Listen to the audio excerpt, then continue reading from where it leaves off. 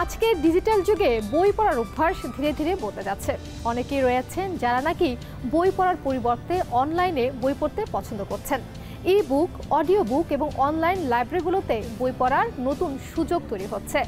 অনলাইনে বই পড়ার সুবিধা হচ্ছে আপনি যেখানেই থাকুন না কেন আপনি কিন্তু বই পড়তে পারছেন। তাছাড়াও বই পড়ার ঐতিহ্যবাহী উপায়গুলোতে রয়েছে নিজস্ব মজা।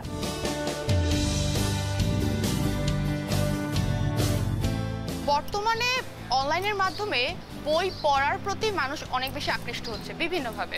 মানুষ যখন বই পড়ার থেকে অনেক বেশি দূরে সরে গিয়েছিল, সেখানে অনলাইন প্ল্যাটফর্ম স্পেশালি ফেসবুক নানাভাবে মানুষকে বই পড়ার প্রতি আকৃষ্ট করছে। ফেসবুকে অনেক বছর আগের থেকে কিন্তু বিভিন্ন ফেসবুক গ্রুপ আছে, যেমন বই আন্দোলন গ্রুপ আছে, বই পোকাদের আড্ডাখানা আছে। এই গ্রুপগুলোতে সবসময় বই নিয়ে কথা বলা হয়। এই গ্রুপগুলোতে কিন্তু মানুষ সবসময় বই নিয়ে পোস্ট করছে, কার কোন জনরার বই পছন্দ সে পোস্ট করে বলছে যে আমি এই জনরার বই পড়তে চাই, তো আপনারা আমাকে সাজেস্ট করুন। অন্যরা হেল্প করছে। এভাবে মানুষ কিন্তু নতুন বই সম্পর্কে জানতে পারছে, পুরনো বই সম্পর্কে জানতে পারছে।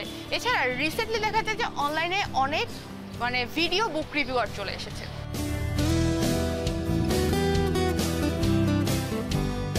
মানুষ পোস্ট পড়তে অনেকে পছন্দ করে না, মানুষ ভিজুয়ালাইজ সব কিছু চায়। এখনকার সময় মানুষ সব কিছু চায় যে আমি কষ্ট করে পড়বো, কোনো প্রয়োজন নেই, আমি ভিডিও দেখবো, ভিডিও দেখতে আমার কষ্ট করে পড়তে হবে না, চোখের সামনে ছেড়ে রাখবো।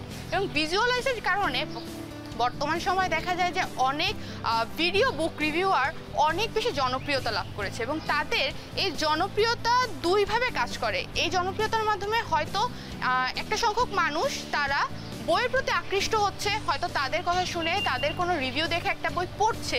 আবার এমন দেখা যায় অনেক মানুষ হচ্ছে শুধু তাদের ভিডিওই দেখছে, কিন্তু তারা বই পড়ছে না, বই কিনছেও না, বই নিয়ে তাদের কোনো ইন্টারেস্টই নেই। দেখা যায় তারা শুধু ভিডিওর দোষ খুঁজতে বা ভিডিওতে তাকে নিয়ে কথা বলতেই তারা বেশি স্বাচ্ছন্দ্য বোধ করে।